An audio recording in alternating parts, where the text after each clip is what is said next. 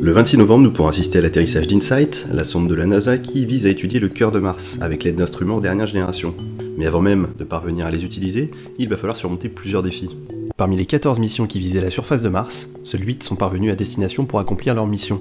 En effet, Mars c'est un peu la bête noire de l'exploration spatiale. Sur 43 missions planifiées, seules 18 furent couronnées de succès. Ça donne des probabilités assez inquiétantes de l'ordre de 50% de chances de réussite. Tu as une vingtaine de missions vers Mars, l'agence américaine a acquis beaucoup d'expérience quant à la gestion de la réentrée atmosphérique et de l'atterrissage. Et il ne faut surtout pas oublier que la plateforme d'InSight a déjà fait ses preuves avec l'atterrissage Phoenix, qui s'est posé avec succès en 2007. C'est en 2017 qu'a été lancée la sonde InSight depuis les États-Unis avec l'aide de la fusée Atlas V. Depuis cette date, la sonde est en transit entre la Terre et Mars sur une trajectoire de transfert. Et à l'heure où je vous parle, la sonde est à quelques 600 000 km de Mars, soit un peu plus de 2 fois la distance Terre-Lune. Et les dernières corrections de trajectoire sont envoyées vers la sonde pour l'amener en direction de son site d'atterrissage. Réussir à prévoir une trajectoire sera très complexe, tellement complexe que la sonde vise une large ellipse de 130 km par 30. La sonde devra décélérer grâce à l'atmosphère martienne, en effectuant ce qu'on appelle un aérofreinage. Et c'est le bouclier thermique qui se chargera de dissiper la chaleur de la réentrée atmosphérique. Bouclier thermique qui est plus dense qu'habituellement. En effet, la sonde étant prévue pour se poser lors de la saison hivernale, il y a plus de risques de traverser une tempête de sable qu'en saison estivale. La densité de ce bouclier lui permettra potentiellement de survivre à un décapage en règle par une de ces tempêtes. C'est à approximativement 1500 km/h que le parachute se déploiera. Plus de 5 tonnes de pression seront exercées sur les suspendus du parachute à ce moment-là, et la vitesse descendra jusqu'à 200 km/h. Ensuite, le bouclier thermique se détachera, et la sonde sera exposée aux éléments. À 1200 mètres du sol, le lander se séparera de la coque et tombera en chute libre, jusqu'à ce que les moteurs s'allument. Un déplacement latéral sera effectué dès l'allumage, de manière à ce que la structure supérieure et le parachute ne retombent pas sur l'atterrisseur. Avec l'aide de ces instruments embarqués, la sonde déterminera ensuite sa position et sa zone d'atterrissage. Et à partir de là, il s'agira de supprimer la vitesse horizontale et verticale, de manière à se poser en douceur. Si la totalité de ces étapes se déroule parfaitement, la mission à proprement parler pourra commencer. L'objectif de cette mission est de déterminer la composition précise de Mars, aussi bien au niveau des roches, qui composent les différentes épaisseurs de la croûte, que de son noyau interne. Mieux comprendre la façon dont cet ensemble se comporte nous permettra de mieux comprendre les mécanismes qui ont conduit Mars vers l'arrêt de son noyau, et ainsi établir des parallèles avec l'activité géologique de la Terre dans son passé, son présent et son futur. Un des outils principaux qui permettra d'étudier tout ça sera SEIS, le sismomètre français, développé par le CNES et ses partenaires. Il servira à déterminer la taille, la composition et l'état du noyau, déterminer l'épaisseur et la structure de la croûte, mesurer la force, la fréquence et la distribution géographique de l'activité sismique interne à la planète, ou encore de mesurer la fréquence des impacts de météorites à la surface de Mars. How do you prepare humans for that kind of exploration? We've begun the rebalanced mass jettison. You send them to the Arctic to get stranded while attempting to cross the Northwest Passage.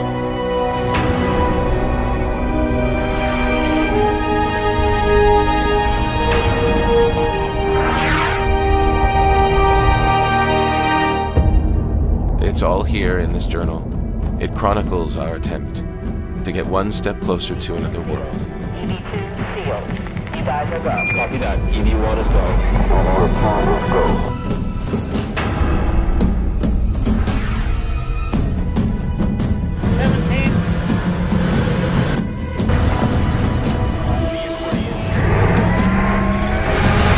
Show 9 gallons.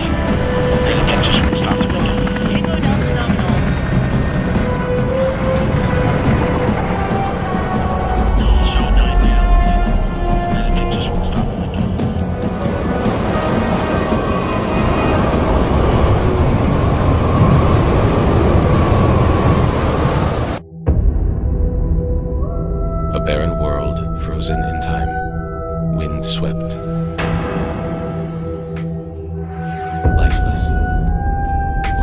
seems.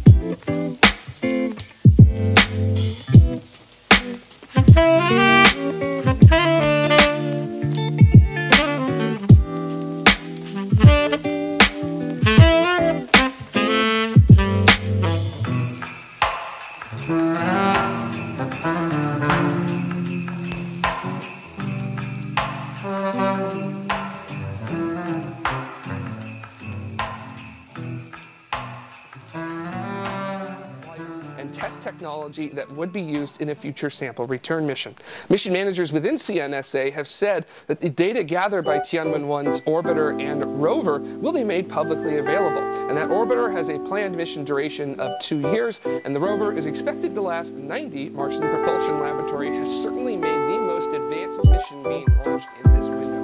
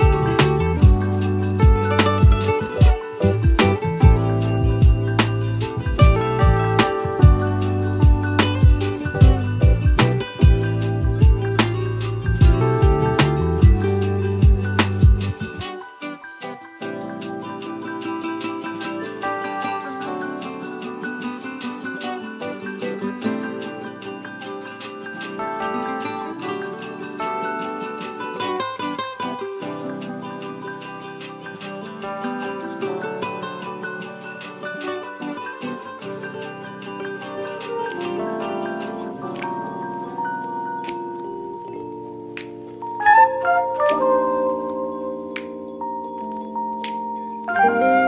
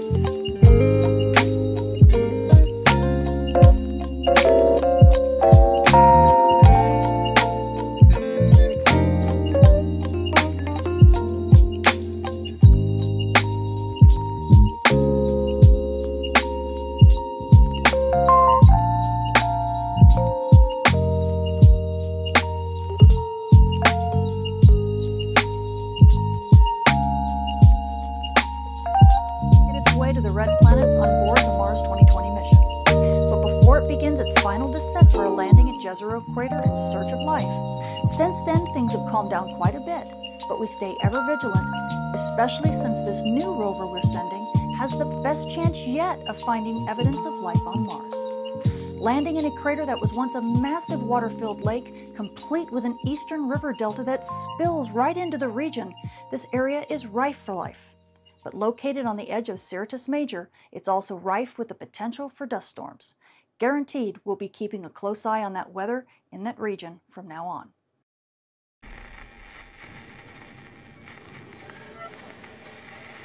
L'existence de la vie ailleurs que sur la Terre alimente depuis longtemps les mythes et les légendes. OVNI, extraterrestres, martiens. Les auteurs de science-fiction ou les témoins d'événements anormaux véhiculent cette idée qu'un jour, une rencontre avec des êtres venus d'une autre planète est possible. Pour découvrir si cette idée relève du fantasme ou de la réalité, c'est l'univers tout entier qu'il faudrait parvenir à explorer. Mais les énigmes qui l'entourent sont nombreuses. Créé lors du Big Bang, il y a environ 13,5 milliards d'années, il est tellement vaste que nous n'en connaissons même pas les dimensions. À l'intérieur se trouveraient des centaines de milliards de galaxies, et dans ces galaxies, des centaines de milliards d'étoiles. Notre Soleil et les 8 planètes qui gravitent autour ne sont donc que quelques grains de poussière dans le cosmos. Alors, où commencer cette quête de la vie ailleurs? Dans quelle direction regarder? Et que chercher?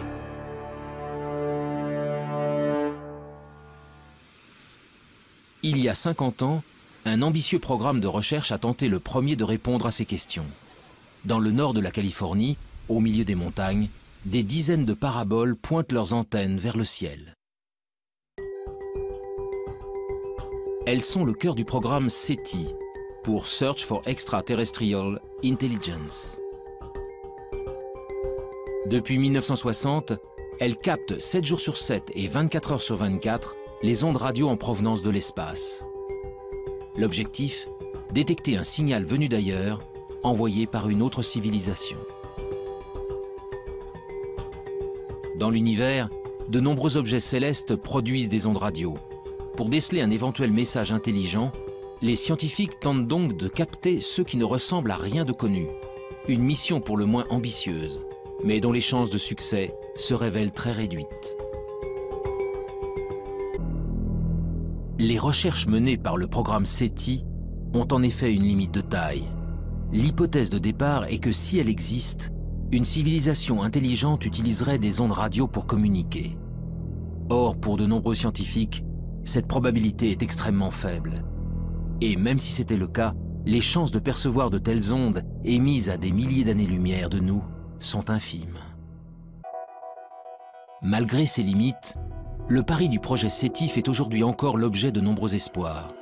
Mais tandis que certains attendent patiemment de recevoir un signal émis par une civilisation intelligente, d'autres spécialistes se sont engagés dans une quête bien différente, celle de la vie sous toutes ses formes possibles.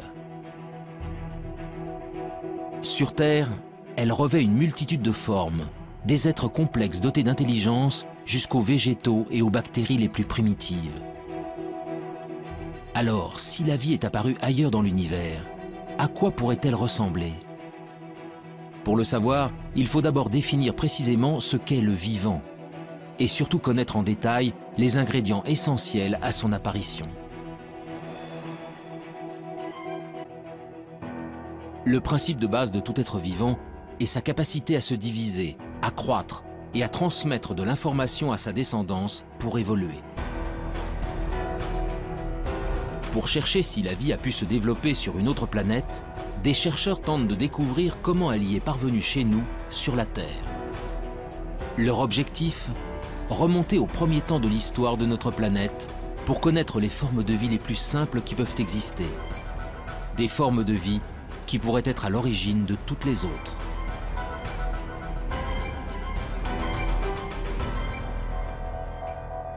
Nous sommes au Centre de biophysique moléculaire d'Orléans. Ici, la géologue Frances Westall et son équipe étudient d'étranges cailloux, des roches d'origine volcanique, vieilles de plusieurs milliards d'années.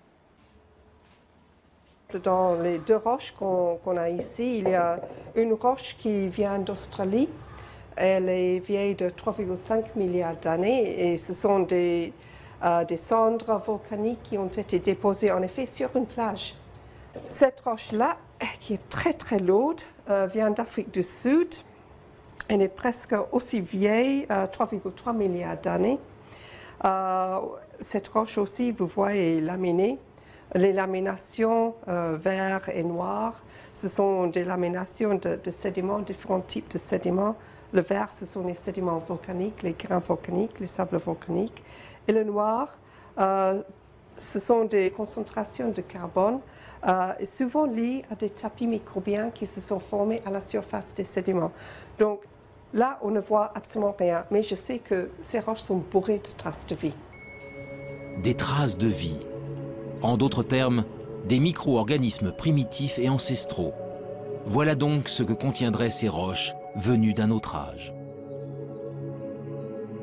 Sous l'œil d'un puissant microscope électronique, le tapis de microbes fossilisés se révèle dans ses moindres détails.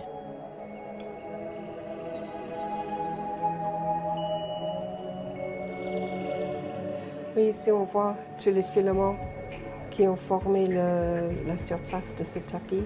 Tous les filaments sont en orientation, comme ça. Comme si elles ont été entraînées dans un flux d'eau. Il s'est formé sur la plage, dans une petite ruisseau qui sortait d'une source hydrothermale. Et en effet, c'est l'écoulement de ces fluides riches en silice de la source hydrothermale qui a tué le tapis et l'a fossilisé.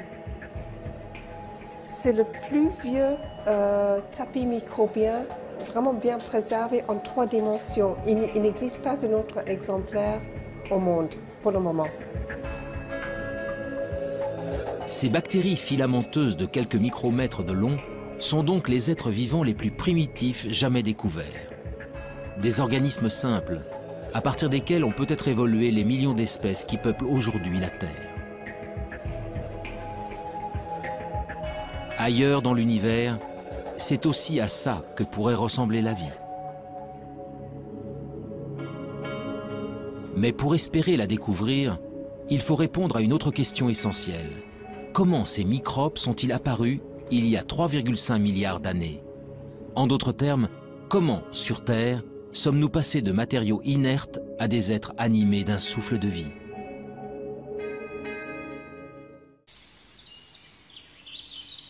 L'instant décisif où la vie a fait son apparition pour la toute première fois restera longtemps encore un mystère.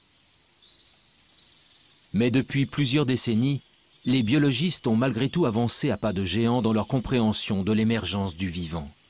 Tout a commencé en 1953, avec une expérience inédite réalisée par Stanley Miller, un jeune chimiste de l'Université de Chicago. Stanley Miller a fait une expérience. Il a dit, je vais prendre des ingrédients, comme si c'était de l'atmosphère primitive, et puis je vais faire des décharges électriques dedans et je vais voir ce qui se produit. Et c'est comme ça qu'il a fait une des premières démonstrations, et la première démonstration historique, qu'à partir d'éléments simples, le gaz carbonique, CO2, l'eau, H2O, l'ammoniac, NH3, ou l'azote, N2, donc des éléments simples, communs, etc., avec des éclairs électriques, en refroidissant, on était capable de produire des molécules comme celles qui fabriquent la vie telle que nous la connaissons, des acides aminés. Les acides aminés sont considérés comme les briques du vivant, des éléments primordiaux à la base de chaque organisme, du plus simple au plus complexe. Sur Terre, ils sont au nombre de 20. En s'assemblant les uns aux autres, ils forment les protéines, de longues molécules qui composent les cellules et assurent toutes les fonctions de l'organisme. Pour la première fois, Stanley Miller démontre que ces molécules peuvent se former spontanément à partir d'éléments simples. Du carbone, de l'hydrogène, de l'oxygène, de l'azote, du phosphore, du soufre. Des atomes présents partout à la surface de la Terre et qui réagissent entre eux lorsqu'ils sont soumis à un intense apport d'énergie. Il y a plus de 4 milliards d'années, les prémices de la vie sur notre planète seraient donc sans doute apparues ainsi. Mais alors, ce même phénomène a-t-il pu se produire ailleurs dans l'univers? D'autres astres ont-ils un jour été le siège de telles réactions chimiques? Le 28 septembre 1969, une météorite s'écrase dans le sud de l'Australie. Baptisé météorite de Murchison, du nom du village voisin, ce caillou tombé du ciel va révolutionner notre conception des origines de la vie. Des acides aminés semblent donc pouvoir être fabriqués ailleurs que sur Terre. Pour découvrir où dans l'univers de telles réactions chimiques auraient pu se produire, direction la région parisienne, au sein du prestigieux Institut d'astrophysique spatiale.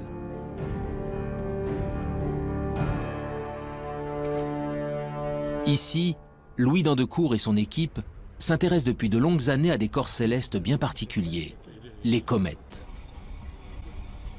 En ce qui concerne les comètes, eh bien disons, ce sont au moment de la formation des planètes, tout ne s'est pas formé en planètes, il est resté énormément de micro-planètes qui ne se sont pas complètement formées, qui se sont agrégées.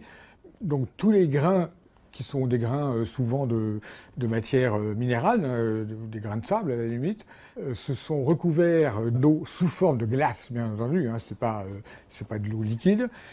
Et ces objets, quand ils se rapprochent près du Soleil, la glace fond, elle pousse les poussières qui se sont agglomérées au départ, et c'est ces poussières qui font qu'on voit une très belle queue sur les comètes. Ces agrégats de roches venus du fond des âges, Louis Dandecourt tente d'en reproduire la structure dans son laboratoire. Son objectif? Savoir si, au cœur des astres glacés se cachent, comme sur certaines météorites, les briques essentielles à l'apparition de la vie. À l'intérieur de cette petite enceinte sous vide, le chercheur injecte un mélange de gaz identique à ceux présents sur les comètes. De la vapeur d'eau, du méthanol, de l'ammoniac, du monoxyde de carbone.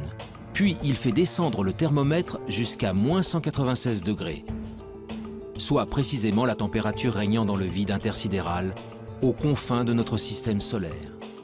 C'est ainsi qu'il reconstitue artificiellement de la glace cométaire. Pendant 2 semaines, le mélange est bombardé par des rayons UV. Un rayonnement puissant qui équivaut à l'intensité émise par la lumière des étoiles pendant 1 million d'années. Sous l'effet de cet apport d'énergie, les glaces subissent d'intenses transformations chimiques. Après analyse, les échantillons révèlent alors la présence d'acides aminés. On a en fait une sorte d'extension de l'expérience de Miller à des systèmes solaires entiers, si vous voulez, d'une certaine manière. Eh bien, c'est quand même un très gros encouragement parce qu'on pourrait généraliser l'expérience de Miller à d'autres systèmes stellaires qu'on observe, en fait. On fait une expérience de Miller qui est valide à l'échelle cosmique. Les acides aminés les briques fondamentales du vivant, se formeraient donc spontanément au cœur des comètes. Il y a bien longtemps, c'est peut-être même grâce à ces corps célestes que les premiers d'entre eux sont arrivés sur notre planète. Selon certains spécialistes, la vie sur Terre pourrait ainsi avoir une origine extraterrestre, une origine cométaire. Cette découverte est un grand pas dans la recherche de la vie ailleurs, car si les comètes ont pu ensemencer la Terre, elles ont peut-être également apporté des acides aminés sur d'autres planètes. Les premiers ingrédients indispensables à la vie pourraient donc se trouver n'importe où dans l'univers. De l'eau, de l'énergie et des ingrédients de base capables de former des molécules complexes comme les acides aminés. Voilà donc les éléments essentiels à l'émergence du vivant. Grâce aux comètes, les acides aminés peuvent potentiellement se trouver sur n'importe quel astre rocheux. Le Soleil et les milliards d'étoiles de l'univers apportent quant à eux de l'énergie en grande quantité à toutes les planètes. Pour que de l'eau liquide subsiste à la surface d'une planète, celle-ci doit donc se trouver à la bonne distance de son étoile, ni trop loin, ni trop près. Dans notre système solaire, seule la Terre se trouve au cœur de la zone d'habitabilité. Mais pour de nombreux spécialistes, l'une de nos voisines pourrait, elle aussi, avoir abrité de l'eau dans le passé. Il s'agit de la planète Mars.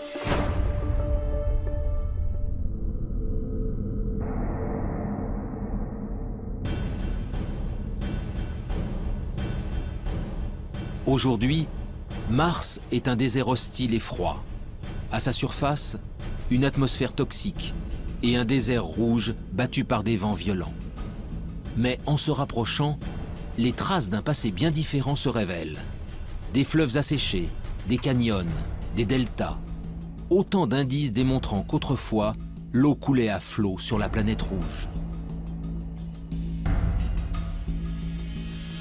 Mars est en réalité à l'extrême limite de la zone habitable de notre Soleil. Il y a plusieurs centaines de millions d'années, elle était ainsi recouverte d'un vaste océan. Alors, cette eau aurait-elle permis à une vie extraterrestre de s'y développer? Et si oui, des organismes vivants ou fossilisés subsistent-ils encore quelque part? Depuis quelques décennies, la planète Mars fait l'objet de toutes les attentions. Américains, Russes, Européens y ont déjà envoyé près de 50 missions pour en percer les mystères. La dernière en date s'appelle Curiosity.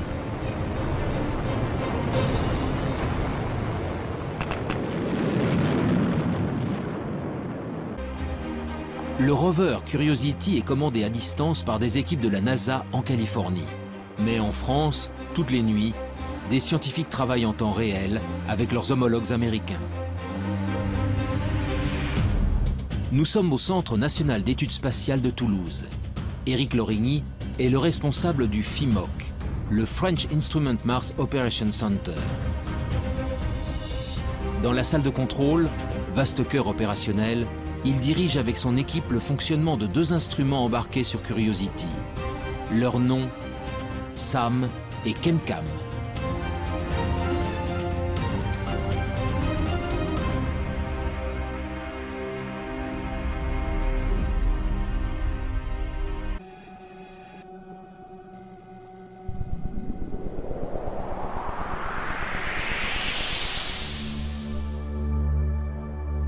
Avec ses mini-laboratoires embarqués, Curiosity est parti en quête de signatures de la vie. Très vite, ses premières analyses confirment que de l'eau a bel et bien coulé autrefois à la surface de la planète rouge. Mais pour naître et pour se développer, la vie a besoin de millions d'années.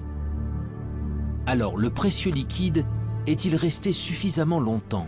Pour le savoir, Curiosity a déployé son bras robotisé pour creuser le sol martien.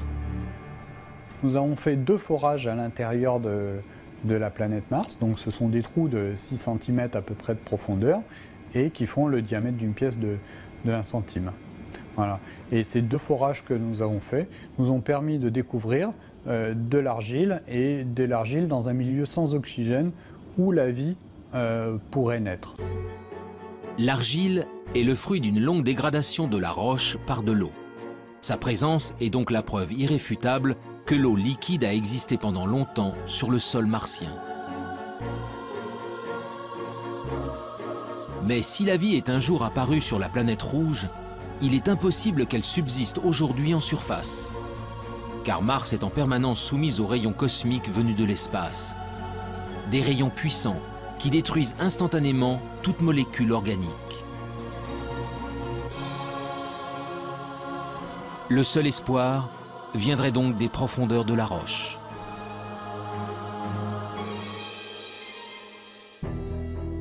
Le 8 février 2013, à quelques centimètres sous la surface, Curiosity a mis en évidence la présence d'un monde plus hospitalier. Des roches gris-vert, non oxydées, bien à l'abri des rayonnements nocifs. Pour l'heure, le rover n'y a décelé aucune trace de vie, ni même d'acides aminés. Mais ces premiers indices ont encouragé les scientifiques à poursuivre leur quête. Le planétologue Pierre-William Bousquet est à la tête des opérations. On considère que la vie, si elle existe encore dans le sous-sol, doit être au moins enfouie à 1 mètre, 1 mètre 50. Donc Curiosity, sa foreuse ne permet pas d'aller aussi profondément. Et de ce point de vue-là, il faudra attendre la mission ExoMars, qui est équipée d'une foreuse qui sera capable de creuser jusqu'à 2 mètres de profondeur pour trouver des formes de vie fossiles qui seraient mieux conservées et éventuellement trouver des formes de vie au présent s'il en existe encore. Cette foreuse permettra à ExoMars d'effectuer des prélèvements réguliers à une profondeur jamais atteinte. Grâce à une batterie d'instruments embarqués, il analysera ensuite les échantillons, en quête du moindre indice de vie actuelle ou fossilisé. En attendant que la planète rouge ne livre tous ses secrets, la recherche de la vie extraterrestre continue ailleurs dans le système solaire.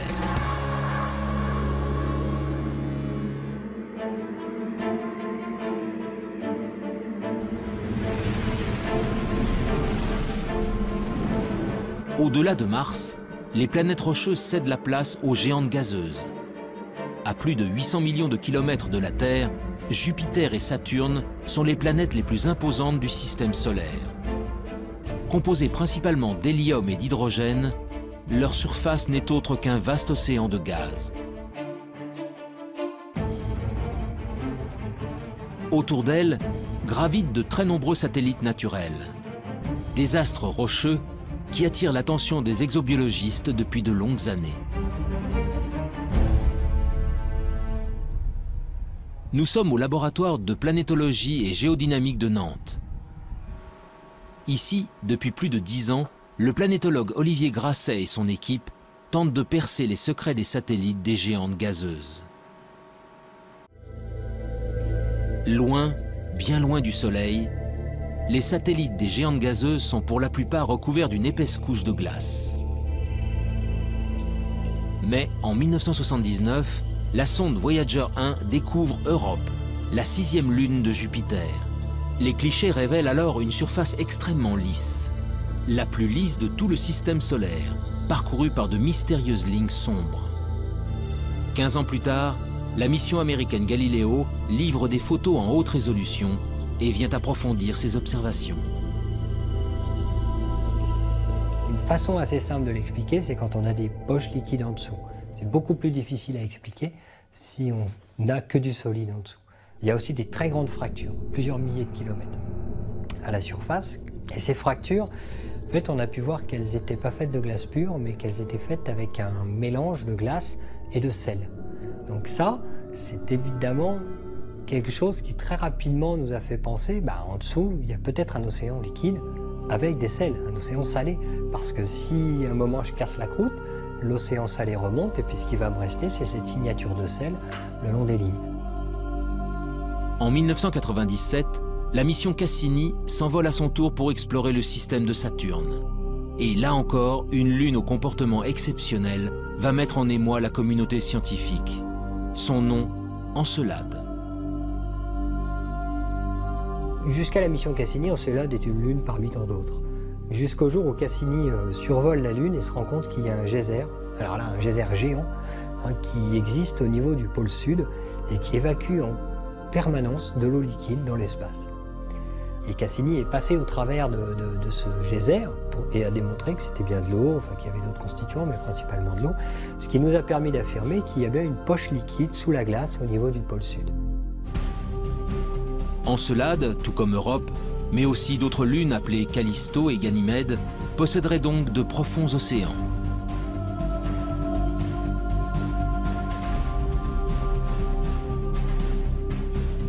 Mais cette eau est enfouie sous des kilomètres de glace dans l'obscurité la plus totale. Dès lors, peut-elle malgré tout héberger des êtres vivants? Sans aucun apport de lumière, la vie est-elle capable de subsister? Pour les spécialistes, ces organismes ultra résistants seraient donc capables de survivre dans les océans enfouis des satellites glacés. Mais pour que de telles formes de vie apparaissent, un autre élément se révèle essentiel. Cette eau liquide doit être en contact avec des roches, de la matière minérale susceptible d'apporter les molécules de base à la chimie du vivant. Une nouvelle question s'est alors posée aux scientifiques. Ces océans profonds reposent-ils bel et bien sur un fond rocheux? Après de nombreux calculs, la réponse est apparue. Pour Ganymède et Callisto, cela est impossible. En fait, ces lunes sont vraiment très grosses. Et l'hydrosphère, c'est-à-dire la glace plus l'eau liquide, c'est jusqu'à 700 km d'épaisseur avant de trouver les roches. Et donc en fait, les océans dont on parle, qui sont sous la glace, ne sont pas sous toute la glace, ils sont juste sous la glace de surface. Mais ils ne sont pas non plus en contact avec les roches. Ils sont perchés, ils sont en sandwich en fait, entre de la glace au-dessus et de la glace en dessous. Europe et Encelade, en revanche, sont des astres beaucoup plus petits. Leurs caractéristiques se révèlent ainsi beaucoup plus intéressantes. Quand je m'enfonce, je vais traverser de l'eau sur 100 km à peu près. Puis je vais trouver des roches sur, on ne sait pas exactement, mais 800 km, 900 km. Alors ces 100 km d'eau sont en fait séparés en deux entités. Il y a la croûte de glace, parce qu'il fait extrêmement froid en surface, donc forcément il y a de la glace. Et puis, quelques kilomètres en dessous, ou quelques dizaines de kilomètres en dessous, on va trouver de l'eau liquide. Cette eau liquide, elle, va être en contact avec les roches. Sur Europe et Encelade, tous les ingrédients semblent réunis pour que la vie puisse se développer. Alors, allons-nous un jour découvrir des êtres vivants dans les entrailles de ces lunes gelées? Des micro-organismes identiques à ceux présents sur Terre, au fin fond des océans?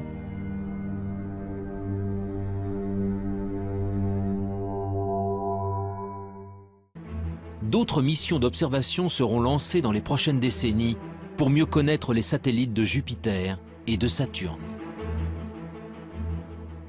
Ce n'est qu'après que l'homme ira y creuser pour découvrir enfin si nous sommes vraiment seuls dans le système solaire.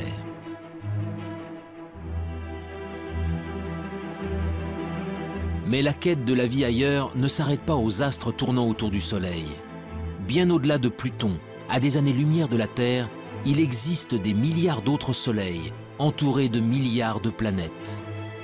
Parmi elles, il existe peut-être une sœur jumelle de la Terre, une planète rocheuse située exactement à la bonne distance de son étoile. Un monde habitable où des êtres vivants pourraient prospérer. Mais comment le savoir ? Par quels moyens peut-on détecter des astres aussi lointains, ce que l'on appelle des exoplanètes? On ne pourra que les observer.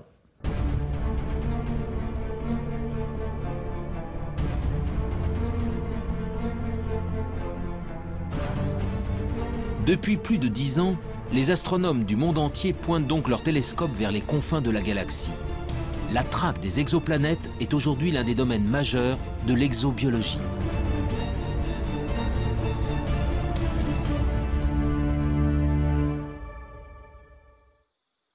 Dans le sud de la France, à l'Observatoire de Haute-Provence, Rodrigo Diaz et son équipe s'apprêtent à passer une nuit entière à observer les étoiles.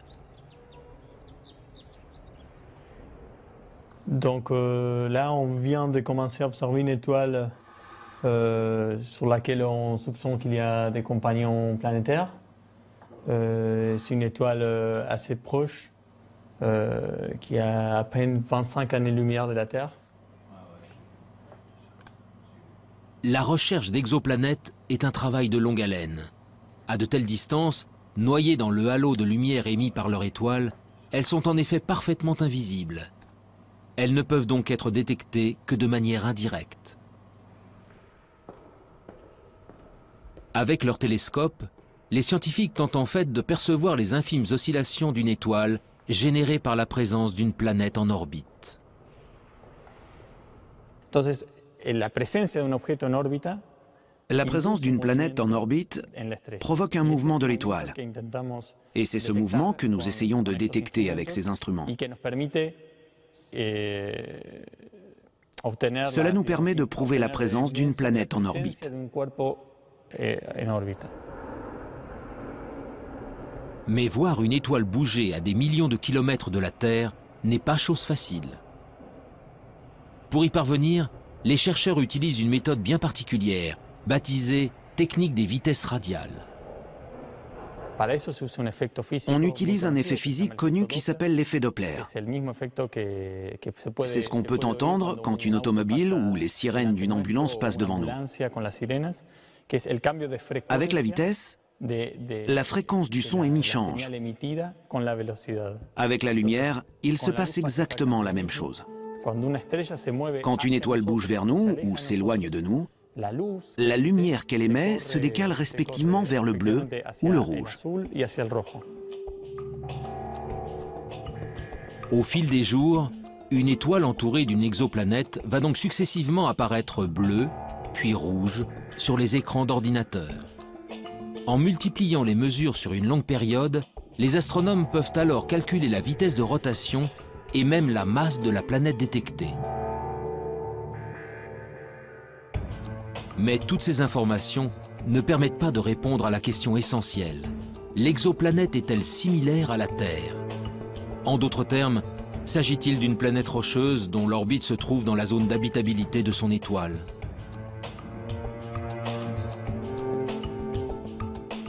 Pour le savoir, il faut recourir à une autre méthode d'observation et s'extraire de l'atmosphère terrestre qui trouble la vision.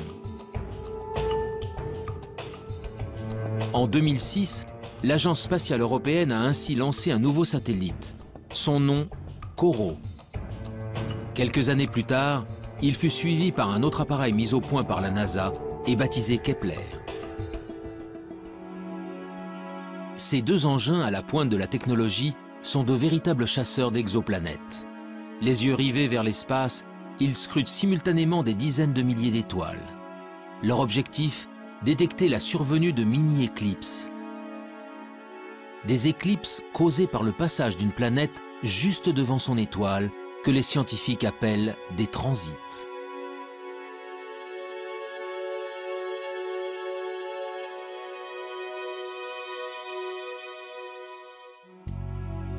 En combinant les données obtenues par les satellites à celles recueillies depuis le sol, les scientifiques peuvent alors mieux connaître la nature des planètes détectées.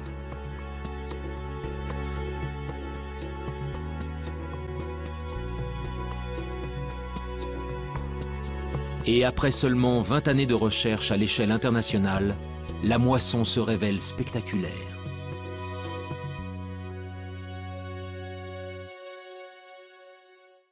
La plupart sont des planètes gazeuses qui font 3, 4, 5, 10 fois la masse de Jupiter. Jupiter, c'est 300 fois la masse de la Terre. Donc. Par la méthode des transits et par d'autres méthodes, on a réussi à détecter des planètes qui font à peu près 10 fois la masse terrestre. Donc on a découvert des planètes qui étaient telluriques, rocheuses. Parmi la multitude d'astres décelés, une douzaine de planètes rocheuses suscitent un intérêt tout particulier. Gliese 581G, Kepler 62e, HD 40307G. Derrière ces noms presque imprononçables se cachent des planètes situées selon toute vraisemblance au cœur de la zone d'habitabilité de leur étoile. Aux confins de la galaxie, ces cousines de la Terre possèdent donc peut-être une atmosphère, un océan d'eau liquide et tous les ingrédients nécessaires à la vie.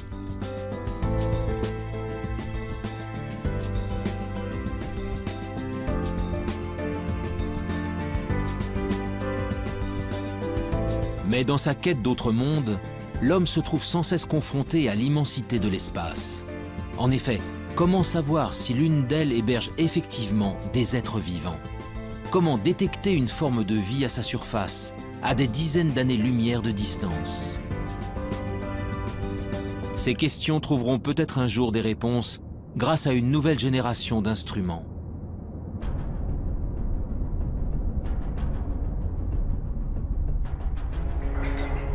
Depuis plusieurs années, l'Agence spatiale européenne s'est lancée dans la construction d'un télescope hors du commun. Son nom, l'EELT, pour European Extremely Large Telescope.